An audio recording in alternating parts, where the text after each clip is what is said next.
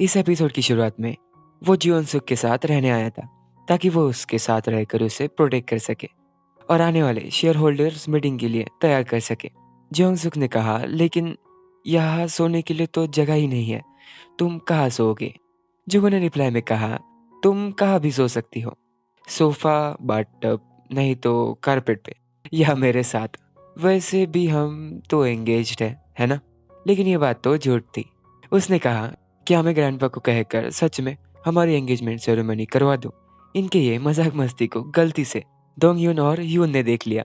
ये सीन बहुत फनी था। डोंग यून ने जियोन सुक को धीरे से जुंगो के बारे में कुछ टिप्स दिए, जैसे कि मिस बॉस पे बिल्कुल भी दया मत करना, वैसे वो बहुत अच्छे हैं। यही नहीं, यून ने जुंगो को इशारे से बेस्ट ऑफ लक कहा। पागल गई के। कहीं ना कहीं हमने समझा वो पिघल रही थी। आप समझो मैं क्या कहना चाहता। आखिर जुंगो चीज भी है वैसी। सुबह सुबह 6:30 को जुंगो ने नींद में ही जियोन सुक को रनिंग करने के लिए लेकर गया। बाद में उसने अपने हाथों से उसका पूरा मेकओवर किया।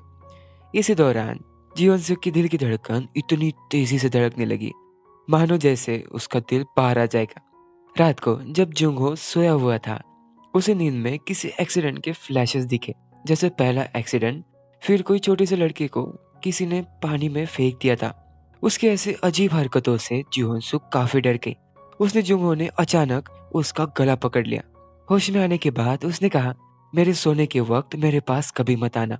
दूसरी तरफ शाओली कैफे में पहुंचा उसके डैड के पुराने दोस्त की बहन से मिलने। डैड की वजह से कहो या कंपनी का उसमें फायदा था, इसलिए उसे आना पड़ा। अब डैड ने कही हुई बात तो बेटी को सुननी ही पड़ेगी। ऊपर से उसमें कंपनी का भी फायदा था। उसमें उसकी फूटी किस्मत वो लड़की यून निकली। दोनों मिलते से यून ने उसे रिजेक्ट करा। पहले शाओली ने उसे किया था, अब उसने हिसाब बराबर। यून के हिसाब से वो दोनों कभी भी साथ नहीं रह सकते। प्यार तो दूर की बात है। अच्छा अच्छा, देखो देखो आगे। यून फिर भी शाओली के काम में इंटरेस्टेड है। उसने कहा, तुम्हें पता होगा एलेस्टार डूबने वाला है और उसकी फैशन स्टूडियो ही है जो उसे इंटरनेशनल पर लेकर जा सकती। सो इसके बारे में जरूर सोचना। सीधे शब्दों में उसे कहना था, एलेस्टार की न्यू सीईओ क्या कंपनी को संभाल पाएंगी क्या? शाओली इन बातों से थोड़ा सोच में पड़ गया। और आज ही सबसे बड़ी शेयर होल्डर्स मीटिंग है। ओह शिट, मीन जी इस कंपनी में ज्वाइन हुई थी। और आज ही अंदर मीटिंग रूम में सब लोग कुछ कुछ बातें करने लगे जीवन सुख के बारे में, जैसे एक छोटी सी लड़की ये कंपनी को संभाल पाएगी क्या, वगैरह वगैरह। सबसे ज्यादा ये जीसू का चमचा कुछ ज्यादा ही भौंकने लगा। यह हमारे सीईओ की एंट्री होते सारे चुप हो गए, बस इसे छोड़कर। उसने कहा, हाँ हाँ हाँ, मुझे पता है कि प्रेसिडेंट ने मिस जियोन सुक को सीईओ बनाया। उसका सीधे शब्दों में कहना पड़ा वही डबल कि क्या ये लड़की इतने बड़े कंपनी के ऊपर के क्राइसिस को संभाल पाएगी जिसे बिल्कुल भी जीरो एक्सपीरियंस है इंडस्ट्री में, और ब्ला ब्ला ब्ला। इनडायरेक्टली वो कह रहा सीईओ की पोजीशन जिसो को मिलनी चाहिए। जियोन सुक ने अपने पूरे सीईओ की फॉर्म में आकर फुल्ली कॉन्फिडेंस से सब शेयर होल्डर्स को भरोसा दिया कि वो और जुंगो आज से एक साथ काम करेंगे। वो मिलकर एलेस्टार को दोबारा टॉप पर लाएंगे किसी भी हालत में। जिसू भी लाइक किस मिट्टी के है ये दोनों। ये सबसे दोनों इतने ज्यादा खुश हुए कि दोनों ने एक दूसरे का हाथ पकड़ा। क्यों पता नहीं, यह गलती से गलती होने से बची। पता है कैसे? इनके पीछे से मिनजेई ने सियो यून को पहचान वो उसे आवाज देने लगी। सही मौके पर यून ने उसे पकड़ तब तक रोका जब तक वो दोनों नहीं गए। अरे अरे ये क्या हो गया? मिनजेई के होश उड़ गए। यून को देख, उसने यून का नाम पूछने पे वो बिना भाव देते ही चला गया। वाह, सही मायनों में ये इस सीरीज का सख्त लौंडा है। इधर सबसे पहला काम इन तीनों ने कंपनी के सारे फाइनेंशियल्स के डिटेल्स को देखने से शुरू किया।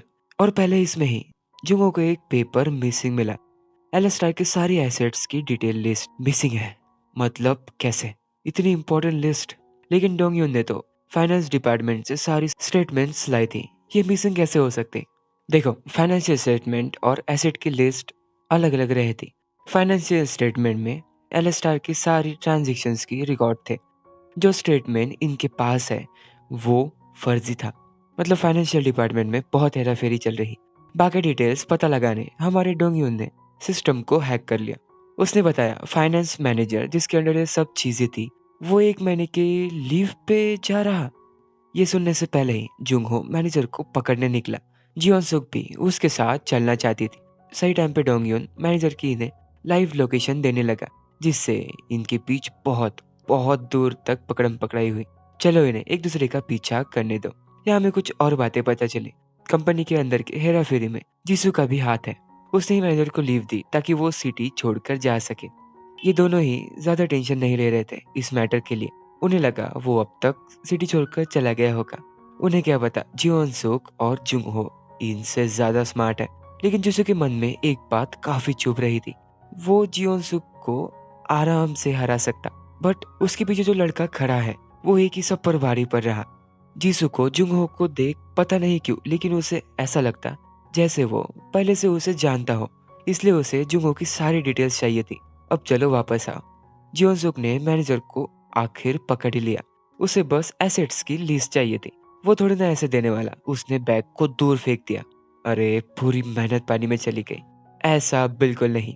नीचे से आया हमारा विलन। जुंगहो ने मैनेजर का टाई पकड़ते उसे इतने ऊपर से लटका दिया। और बस एक ही सवाल, एसेट की लिस्ट कहाँ है? जान पर आने के बाद कौन सच नहीं बताएगा। बाय द वे लिस्ट उसके पास ही थी, यूएसबी ड्राइव में। ये तीनों लग गए सारी डिटेल्स को पढ़ने में, जो बहुत ही बोरिंग थी। ये तीनों किसी और की हेल्प भी नहीं ले सकते, क्योंकि ये सब चीजें कंपनी के सीक्रेट्स थे। और दूसरी चीज, उनके पास बस 3 दिन बचे हैं ओवरसीज बैंक को उनका डेब्ट पे करने के लिए। ऐसे करते करते रात हो गई। जुंगो बेचारा सो गया। ये दिख जोनसो उसके पास धीरे से गई, फर्स्ट एड बॉक्स लेकर। आपको पता होगा सुबह उसने क्या किया मैनेजर के साथ, जिससे उसके हाथ में चोट आई थी। लेकिन इस इंसान ने मना कर कर कहा, ये छोटी सी चोट से मुझे कुछ नहीं होगा। हैरानी से जियोन सुक को फाइनेंशियल स्टेटमेंट्स में के छोटी सी छोटे लूप होल्स कहाँ है और कहाँ प्रॉब्लम्स है, किस किस पेज नंबर पे, सब याद थे।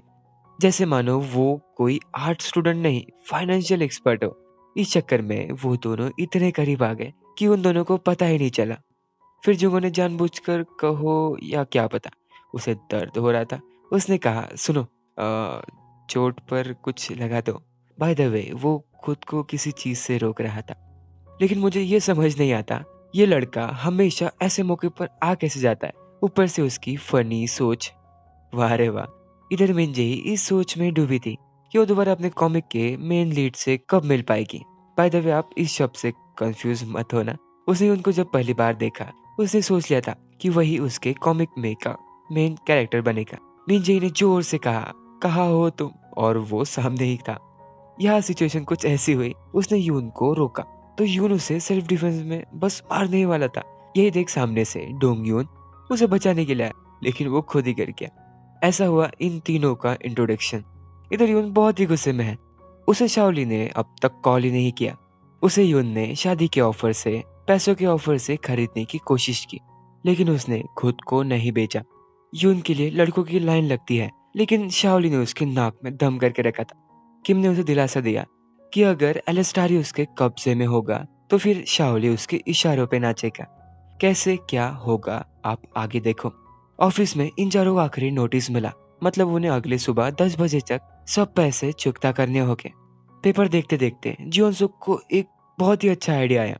उसने फाइनेंस डिपार्टमेंट, ऑपरेशन डिपार्टमेंट सबको फटाफट कॉल करके ऐसा करो वैसा करो करने के लिए कहा।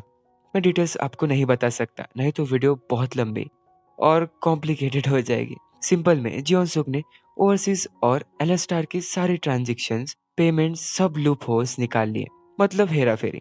हाँ, पेमेंट्स में भी हेरा फेरी हुई थी। उसने दो चीज यूज करी, पहला मनी बबल और दूसरा इकोनॉमिक थोड़े फैक्टर्स। देखो मनी बबल एलस्टार के इसमें तो था ही, मतलब उसने दिखाया कि उनके प्रॉफिट्स बहुत ज्यादा और कंपनी परफेक्ट है, और इकोनॉमिकली कंपनी को वो कैसे और ज्यादा ग्रो कर सकते हैं। और उसने कॉन्ट्रैक्ट में ऐसा मेंशन किया, जो ओवरसीज बैंक न्यू प्रोजेक्ट पर काम कर रहे हैं उसमें एलस्टार हेल्प करेगी। मतलब इन सिंपल जियोन सुक ने बैंक को पेमेंट की एश्योरेंस और साथ ही उनके साथ काम करने के लिए हाथ बटाएंगे। आप कहोगे साथ काम करने के लिए, लेकिन वो तो एक बैंक है, ऐसा नहीं। कई बार बड़े बैंक्स को भी दूसरे कंपनीज की जरूरत पड़ती है, और ऊपर से Alistair one of the most नहीं, दी बिगेस्ट कंपनी है ज्वेलरी मार्केट में। पर रुको रुको, क्या बैंक्स इसे एक्सेप्ट करेगी या नहीं, मेन सवाल ये है। लेकिन मुझे ये समझ नहीं आया, इकोनॉमिक्स फाइनेंस, ओवरसीज के अगले प्रोजेक्ट, ये सब एक आर्ट स्टूडेंट को कैसे पता? थोड़ी देर बाद ये तीनों मुंह लटका कर उसके पास आए। प्लान फेल हो चुका है, नहीं सक्सीड हो गया। बैंक वालों को सारी शर्तें मंजूर है।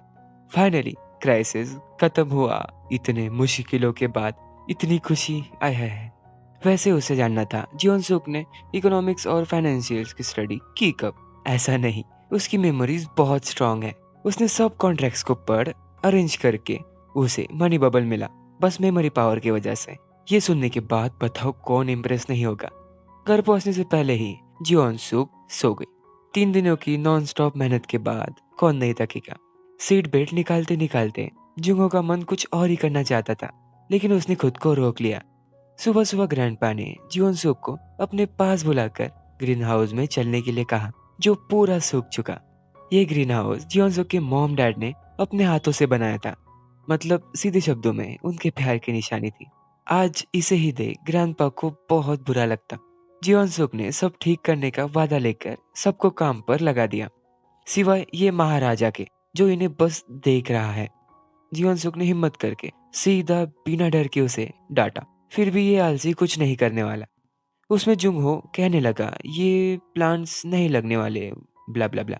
जियोन सुक रुकी रुकी रुकी और उसने मिट्टी ले सीधा जुंगहो के चेहरे पे लगाया, जिससे क्या पता वो इनकी मदद। अरे अरे अरे अरे, वो जियोन सुक को उठाकर लेकर जाने लगा। ये देख दोंगयुन और यून का रिएक्शन प्राइसलेस था। वैसे जुंगो का मिट्टी साफ करवाने का तरीका तो बहुत ही अच्छा है। ज्यादा खुशी मत मनाओ। अगले दिन दूसरी बड़ी मुसीबत आ पड़ी। किम और यून कॉपीराइट क्लेम लेकर आए इनके डिजाइन्स के ऊपर के। और आगे का देखने के लिए आपको नेक्स्ट पार्ट का वेट करना होगा। तब तक के लिए प्लीज लाइक करो प्लीज, और सब्सक्राइब जरूर करना। और आपको सीरीज अच्छी लगी होगी तो कमेंट करो। सो बाय बाय।